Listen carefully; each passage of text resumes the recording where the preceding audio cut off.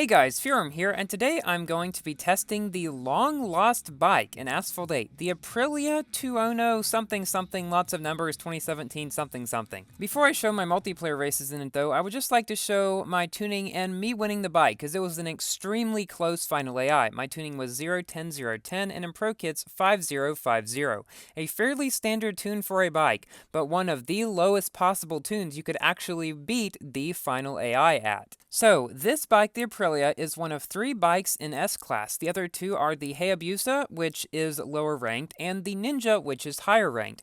I found this bike to be quite a lot like the Hayabusa in terms of how it handled and drifted and all that. The Ninja had just horrible nitro efficiency. It was really fast, but it had really bad drifting. This one definitely is more fun to drive. And I have to say that even with its fragility, this is definitely one of my favorite bikes in the game. The reason it was delayed so long was because of licensing issues, as many of you guys know. However, what you may not know is that GameLeft was only able to get the licenses for it in some countries, so that's why it came out in, say, the US, but maybe not some other ones. I don't know specific countries where it did not come out, but there were quite a few. This is the first time I'm aware that this has happened with a vehicle added to a racing game where they could only release it in some regions. I don't know, let me know if there's any other instances of this happening. So after weaving our way through the final boxes, we reached the finish line just 2 frames ahead of the Ultimate AI. This is tied for the closest Ultimate AI I've ever done. I believe I also beat the Pagani Huayra BC's Ultimate AI by 2 frames as well. So we've got this bike, and now we can test it in multiplayer. So when I was testing this car, most of the time what either happened is I got a room full of noobs or a room full of Audi R8 e-tron Special Editions. The races in this video are some of the races in which I faced a average competition, not the super boring ones where I only faced Pagani Zondas, and not the ones where I just got wrecked by a bunch of R8 e-tron Special Editions.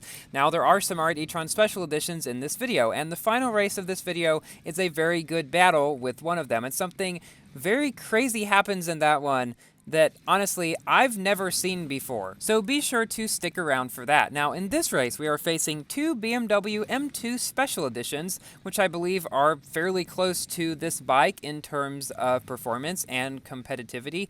Is that a word? And we are also facing an MP48. Now, one good thing about bikes in general in Asphalt 8 is they tend to have quite good acceleration, so you can get ahead of a lot of the faster cars at the beginning. Its acceleration is slightly faster than the R8 e-tron Special Editions at this tuning, even with 0 on acceleration. But the MP48, of course, still starts up faster than it. However, we are quite a bit faster than the MP48 and about on par with the speed of the M2 Special Edition, and so we managed to beat 2 M2 Special Editions and 1 MP48. Now, in this race, we are facing a Vulcan and a Sin R1. So in this race, my main competition was actually the Sin R1. He was a lower ranked one, so not nearly as powerful as it would be at higher ranked, and the Vulcan in this race did not actually have any boosters. Even though this bike is good, it is a bit hard to control and it's a bit fragile, as I said earlier in the video. So you will tend to wreck on some things like that where you may not wreck as easily in another bike, or especially a car. Thankfully though, we are faster than the Sin R1 up here, and so we are catching up to him. Without supercharge, this bike goes 285 miles per hour at this rank, and with supercharge it can reach up to 290, maybe even 291. Yes, it does not have a very big supercharge. I was a little bit disappointed about that. It's only 5 miles per hour, while the Ninjas and the Hayabusas are more than that, I believe, and even upgrading Nitro from 0 to 10, which usually increases the supercharged speed, didn't do anything in this bike. It was 5 at stock, it's 5 even here. There, I run into another problem, wreck again, and the Sin R1 passes me once again. However, because of our better speed, we're able to catch up to him, and eventually we're going to be able to pass him again without too much of a problem. There, I'm very surprised I did not get knocked down, because he was literally on top of my bike, and this was just a crazy battle in the final half of this race. So even after those 2 slip-ups, we are still in first position because of our superior speed to that Sin R1, and we're cruising down the home stretch. Now, I was hoping something bad wouldn't happen again, like my bike wouldn't randomly skid off to the side.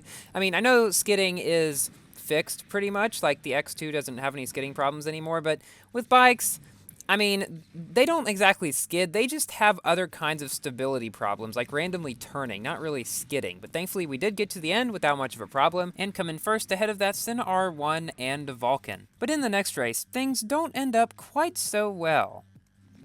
In this race, we are facing a different Sin R1, a Porsche Carrera GT, and an R8 e-tron Special Edition. So at the beginning here, we have a few problems at the beginning, and the R8 e-tron catches up to us and knocks us down. But as you did see, we started up faster than him at the very beginning. Now the car directly ahead of us, the one in second place right now, is the Sin R1, and the car behind us is the Porsche Carrera GT. Now he is unboosted, but he is still faster than we are, and you will see him catch up throughout the race. It is only a one-lap race. Do you think that we will be able to beat him or not? We will see. So I decided to go this way rather than take the cave route, because the cave route would be a bit too risky for this fragile bike, and I figured it would be so much less risky to just go this way and not worry about wrecking, or at least a 50% or more chance of wrecking. That R8 e-tron Special Edition was long gone. He's not even on the map anymore, so I just wanted to beat these guys here. That Porsche Carrera GT is catching up really, really fast. By the way, if you guys would like to see me test this bike again, maybe at a higher rank, I might do so. However, I am only uploading one Asphalt 8 video maximum per week, so it will probably be a while. That's just because there really isn't too much to make videos on anymore, and I'm spending a lot more time in Asphalt 9. So here, this R8 SE beat us, but we did beat that Carrera GT and Sin R1.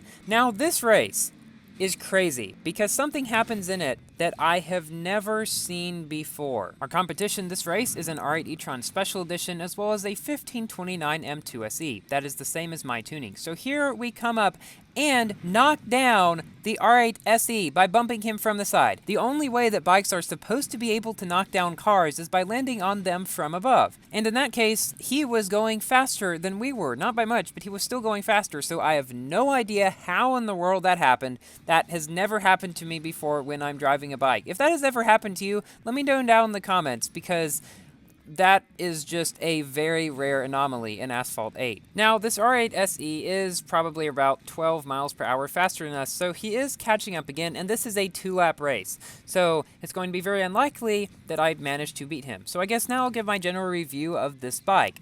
It is a fairly good bike, probably one of the best bikes in the game, definitely the second highest ranked, but I would argue that it might be better in multiplayer than the Ninja, just because the Ninja is so glitchy and so horribly frustrating to drive that even though it's faster than the Aprilia, you would probably win less races in it. So in terms of bikes, the Aprilia is quite good. Now here the R8 SE bumps us and we run over into the wall. Not exactly sure how that happened, but now he is definitely gone. Now we have a second lap to hold off this M2 SE, which is a good 5 miles per hour faster than us, which isn't too bad. Now up here, this R8 SE wrecks, and he gets put back almost right next to us. However, he's still faster, so unless he makes another mistake, we're not going to be able to catch up to and beat him. So, versus other cars, the Aprilia has, I would say, average speed for this rank, 285 miles per hour at a rank of 1560. The M2 SE is faster by 5 miles per hour, the R8 SE faster by at least 10, and the Carrera GT faster by at least 15.